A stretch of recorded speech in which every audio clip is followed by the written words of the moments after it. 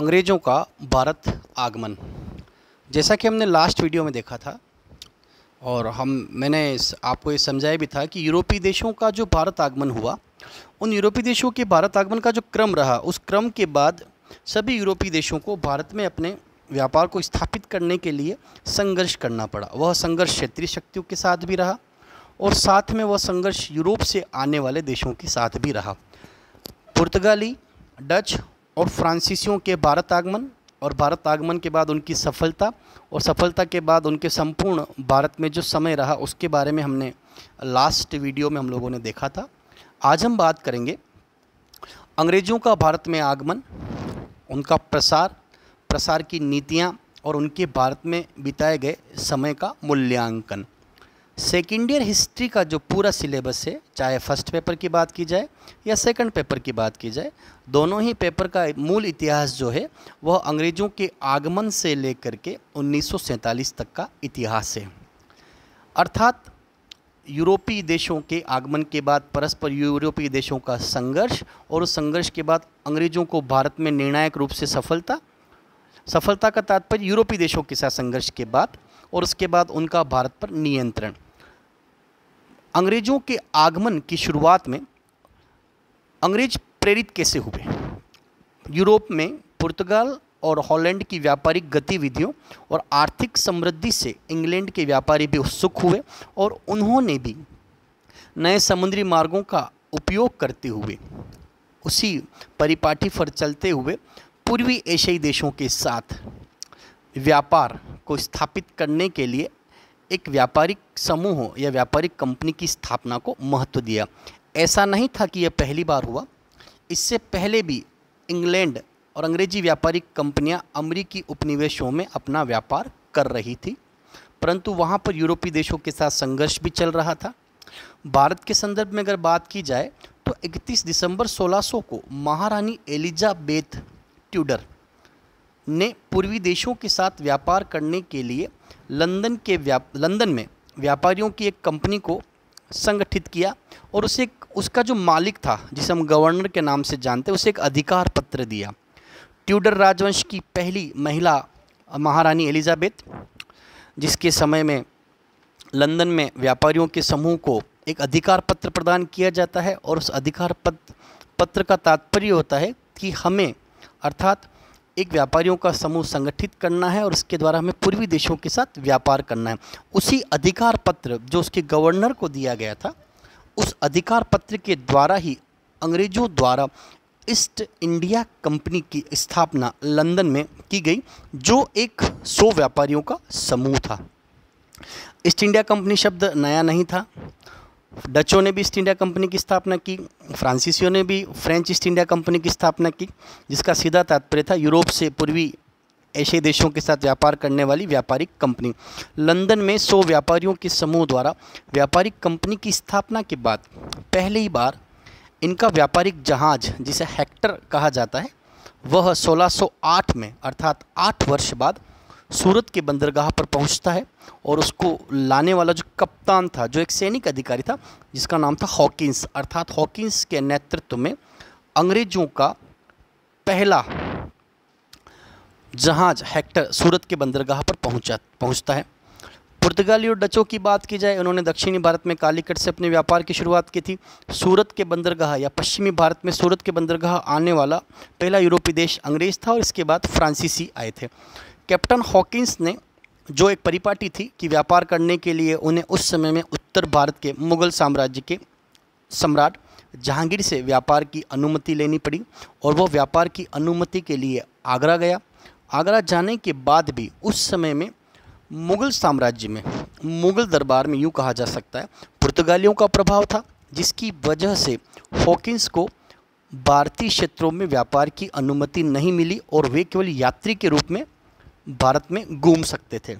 उसके बाद 1612 में पाल कैनिंग भी भारत आया, उसे भी मुग़ल शासकों से व्यापार करने की अनुमति प्राप्त नहीं हुई।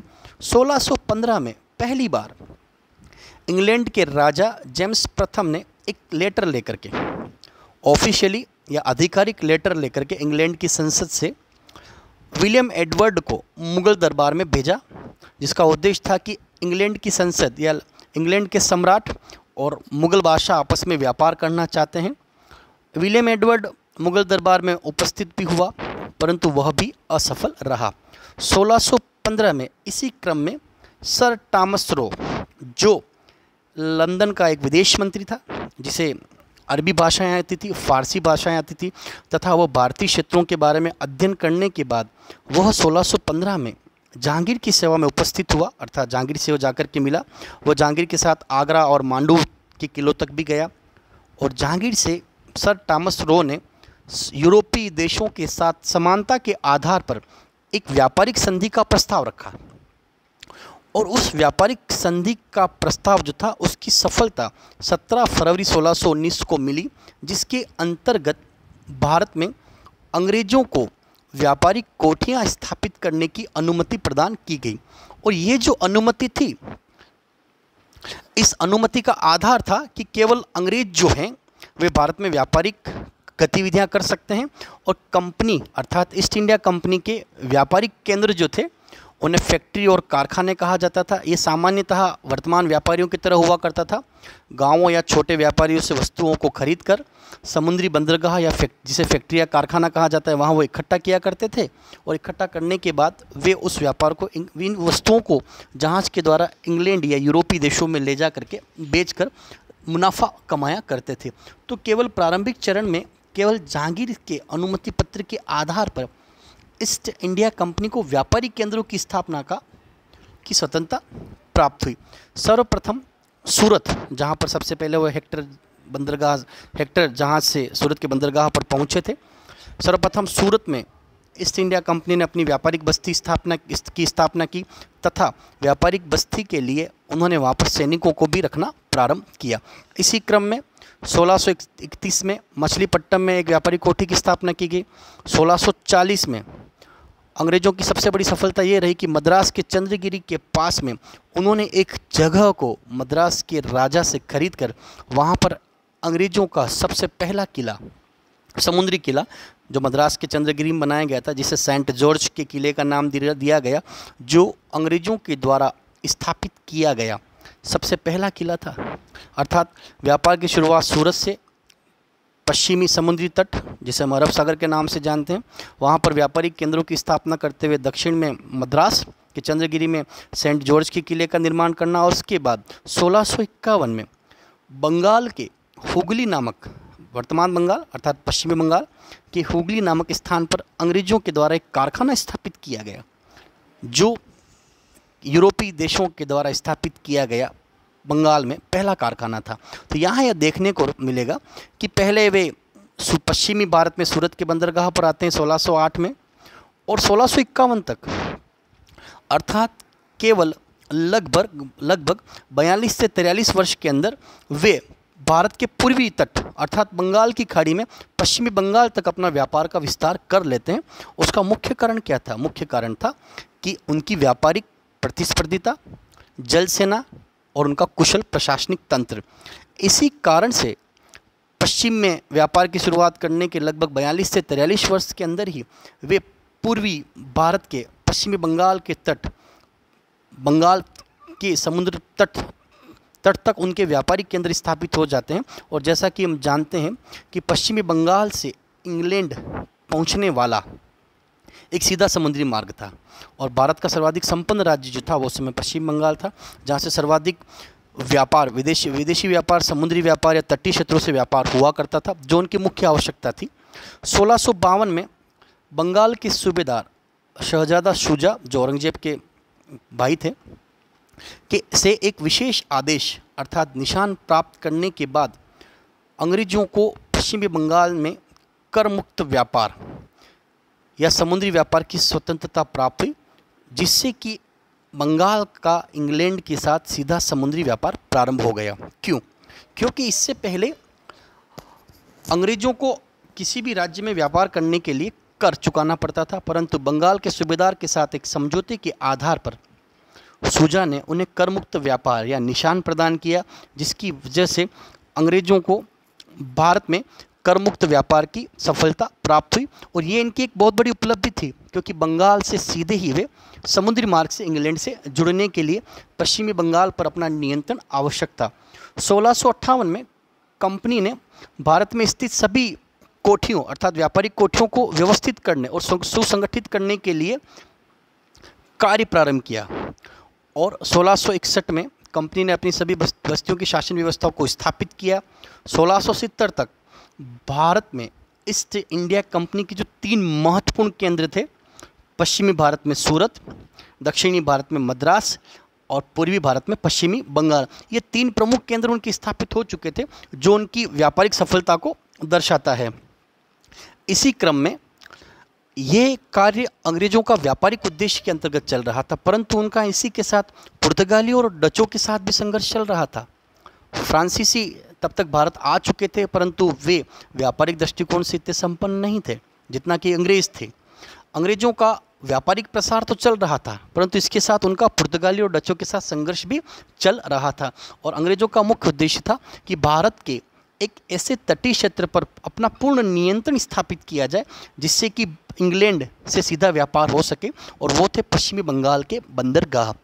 20 दिसंबर 1686 में अंग्रेजों द्वारा बंगाल के सुतनती नामक स्थान पर एक नए नगर की स्थापना की जाती है, जिसे वर्तमान का कलकत्ता नगर कहा जाता है, कोलकाता। उस नगर की स्थापना अंग्रेजों के द्वारा की गई और बाद में इसी को इन्होंने अपनी प्रशासनिक राजधानी भी बनाया।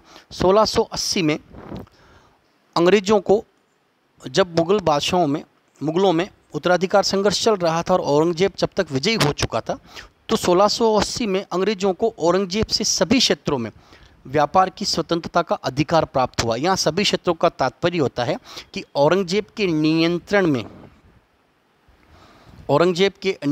में जितने भी साम्राज्य थे, जितने भी सूबे थे, जितने भी भौगोलिक क्षेत्र, उन सभी क्षेत्रों में अंग्रेजों को व्यापार की स्वतंत्रता का अधिकार प्राप्त हो चुका था, जिसे कहा जाता है पूरे मुगल साम्राज्य में अंग्रेजों को व्यापार की स्वतंत्रता का अधिकार प्राप्त हो चुका था 1680 के बाद। परंतु 1680 के बाद दक्षिण में अंग्रेजों का जो संघर्ष प्रारंभ हुआ वो मराठों के साथ प्रारंभ हुआ। परंतु 1680 में ही मराठों से भी अंग्रेजों का एक समझौता हुआ, जिसके अंतर्गत मराठों और अंग्रेजों ने आपस में शांतिपूर्ण व्यापार करने के लिए समझौता किया। अगर यहाँ हम फ्रांसीसियों की बात करते हैं तो फ्रांसीसी तब तक दक्षिणी भारत में आए नहीं थे। फ्रांसीसियों के साथ मराठों का संघर्ष, मराठों के साथ अंग्रेजों का संघर्ष, यह 1740 के बाद प्रारंभ हुआ था। दक्षिण में मराठों के साथ समझौता करने के बाद अंग्रेजों का मुख्य उद्देश्य था शांतिपूर्ण तरीके से भारतीय राज्यों के साथ बिना लड़े, बिना विवाद किए हुए अपने व्यापार को बढ़ाया जाए। और परस्पर यूरोपीय देश जो थे उस समय तक भारत में जो थे, डच, पुर्तगाली और फ्रांसीसी, उनके साथ उनका संघर्ष चलता रहता था, परंतु वे भारतीय क्षेत्रों के साथ किसी भी तरीके से युद्ध या व्यापारिक प्रतिद्वंदिता में नहीं उलझ रहे थे। 1608 से लेकर 1757 तक ईस्ट इंडिया कंपनी मुख्य रूप से व्यापारिक कंपनी की तरह काम करती रही, जैसा कि हमने अभी देखा। 1608 से लेकर के 1680 तक उनका उद्देश्य क्या था? केवल व्यापारिक सुविधाओं को प्राप्त किया जाए। शाहजादा सूजा से व्यापारिक सुविधाओं को प्राप्त किया गया, औरंगजेब से व्यापारिक सुविधाओं को प्राप्त किया गया, मराठों के साथ उनका समझौता, मुगलों के साथ उनका समझौता, व्यापारिक स्वतंत्रता, व्यापारिक हितों को प्राप्त करना, ये वे कार्य थे जो ये दर्शाते हैं कि अंग्रेजों ने अपनी उपनिवेशवादी नीति को किस तरीके से धीरे धीरे भारत में स्थापित किया। यूरोपीय शक्तियों के साथ अंग्रेजों का जो संघर्ष हुआ, जैसा कि हमने देखा, पुर्तगालियों के साथ हमने पढ़ा, डचों के साथ भी हमने पढ़ा, और कल वाले लेक्चर में हम लोगों ने देखा था कि फ्रांसीसियों के साथ भी उनका निर्णायक संघर्ष हुआ।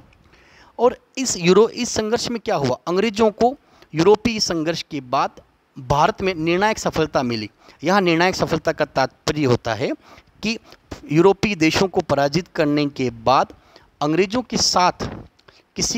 का किसी भी यूरोपीय देश के साथ संघर्ष नहीं रहा। तत्पश्चात अंग्रेजों ने धीरे धीरे भारतीय शक्तियों को पराजित करना प्रारंभ किया।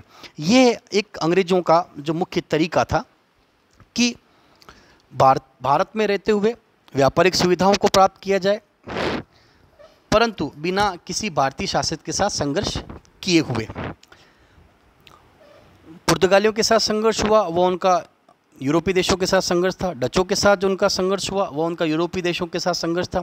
फ्रांसीसियों के साथ जो ईस्ट इंडिया कंपनी के अंग्रेज अधिकारियों का जो संघर्ष हुआ वो यूरोपीय देशों के साथ संघर्ष था। परंतु इस संघर्ष की वजह से अंग्रेज व्यापारिक दृष्टिकोण से और सैनिक दृष्टिकोण से शक्तिशाली होते जा रहे थे। 1608 से लगाकर 1680 के मध्य संपूर्ण दक्षिणी भारतीय क्षेत्र, जिसे हम कहते हैं तटीय क्षेत्र, जिसकी शुरुआत गुजरात से दक्षिणी भारत तक, अरब सागर, हिंद महासागर और बंगाल की खाड़ी में पश्चिमी बंगाल के समुद्री बंदरगाहों तक ब्रिटिश ईस्ट इंडिया कंपनी का व्यापारिक नियंत्रण स्थापित हो चुका था। और उस व्यापारिक नियंत्रण की वजह से अंग्रेज अन्य यूरोपीय देशों के मुकाबले भारत में व्यापार और सैनिक दृष्टिकोण से शक्तिशाली हो चुके थे और उनकी एक अलग सी छवि भारतीय शासकों के मन में हो चुकी थी। जैसे अगर हम दक्षिणी भारत की बात करते हैं, फ्रांसीसियों के साथ संघर्ष हुआ, कर्नाटक के नवाबों के साथ संघर्ष, मराठों के साथ संघर्ष। मुगलों के संघर्ष में उन्होंने अपना हाथ नहीं डाला, केवल वे उनसे व्यापारिक सुविधाएं प्राप्त करते रहे, जैसा कि उन्होंने शहजादा शुजा से प्राप्त की या औरंगजेब से प्राप्त की। केवल उनका उद्देश्य था कि प्रथम जो चरण था, जिसे हम 1600 से लेकर 1750 के मध्य जानते हैं, वह व्यापारिक चरण था, जिसमें केवल उनका उद्देश्य था व्यापारिक सुविधाओं को प्राप्त किया जाए। और जब परिस्थितियां विपरीत रही, अनुकूल परिस्थितियों के अंतर्गत, फिर उन्होंने व्यापारिक सुविधाओं की जगह राजनीतिक सुविधाओं को प्राप्त करना प्रारंभ किया। ब्रिटिश शक्ति का भारत में अभ्युदय कैसे हुआ? अगर हम 1600 से लेकर के 1947 तक के पूरे समय को अगर हम देखते हैं कि ईस्ट इंडिया कंपनी, व्यापारिक कंपनी के द्वारा भारत आना, व्यापारिक कंपनी के भारत आने के बाद भारत में 1857 की क्रांति के बाद शासन व्यवस्था में परिवर्तन। 1858 से सीधी शासन व्यवस्था इंग्लैंड की संसद लंदन के हाथों में चली गई, महारानी एलिजाबेथ के हाथों में चली गई। और 1858 से लेकर के 1947 तक ये जो पूरा भारत में अंग्रेज़ों का जो समय रहा, इसको 3 चरणों में विभाजित किया जाता है। जैसे प्रथम चरण 1600 से लेकर 1750 तक, जिसे हम प्रथम चरण के नाम से जानते हैं। द्वितीय चरण 1750 से 1857 की क्रांति। और तृतीय चरण, जिसे हम स्वतंत्रता संग्राम के नाम से जानते हैं, 1858 से 1947 की आज़ादी तक। ये 3 चरण जो थे, ये ब्रिटिश शक्ति का अभ्युदय, अर्थात ब्रिटिश शक्ति का आगमन, ईस्ट इंडिया कंपनी का आगमन, अभ्युदय, प्रभाव और समाप्ति, 1600 से लेकर 1947 3 चरणों में। प्रथम चरण की अगर हम बात करते हैं तो क्या हुआ? ईस्ट इंडिया कंपनी का भारत आगमन, भारत में आने के बाद मुगलों से व्यापारिक अनुमति प्राप्त करना, व्यापारिक अनुमति के साथ व्यापार का प्रसार सूरत से बंगाल तक, जैसा कि हमने देखा अभी 1608 से लगाकर 1652 तक। उसके बाद प्रथम चरण में अंग्रेजों ने क्या किया? अन्य यूरोपीय देशों से संघर्ष किया और स्वयं को शक्तिशाली बनाया। स्वयं को शक्तिशाली बनाने के साथ अंग्रेजों की निर्णायक सफलता यूरोपीय देशों के साथ संघर्ष के बाद। और उसके बाद सबसे जो मूल बात थी वो ये थी कि प्रथम चरण में अंग्रेजों ने किसी भी भारतीय शासक के साथ या भारतीय राज्य या भारतीय शक्ति के साथ सीधा संघर्ष नहीं किया। उन्होंने अपनी एक विचारधारा, जिसे कहा जाता है अंग्रेजों की भारत में साम्राज्य विस्तार की विचारधाराएं, जो मुख्य रूप से 5 थी: वाणिज्यवाद, प्राच्यवाद, उपयोगितावाद, ईसाईवाद और उपनिवेशवाद, जो भारत में ब्रिटिश शक्ति के अभ्युदय की महत्वपूर्ण विचारधाराएं थी, जो उसके साम्राज्य विस्तार की विचारधाराओं को स्थापित करती है। जैसा कि हमने शुरुआती चरण में भी देखा था कि भारत आने वाले सभी यूरोपीय देशों के अपने अपने उद्देश्य थे। उसी क्रम में भारत में ब्रिटिश ईस्ट इंडिया कंपनी या अंग्रेजों या ब्रिटिश शक्ति का अभ्युदय जो हुआ, उसके पीछे उनकी मूलभूत जो आवश्यकता थी वो थी इनकी विचारधाराएं, और उसको आधार बना करके उन्होंने कार्य किया, जिसमें मुख्य रूप से वाणिज्यवाद, उपयोगितावाद और उपनिवेशवादी विचारधाराएं थी। इसके बाद ईसाईवाद और प्राच्यवादी विचारधाराएं जो थी वो आदर्शवादी विचारधाराएं थी। ठीक है, ओके।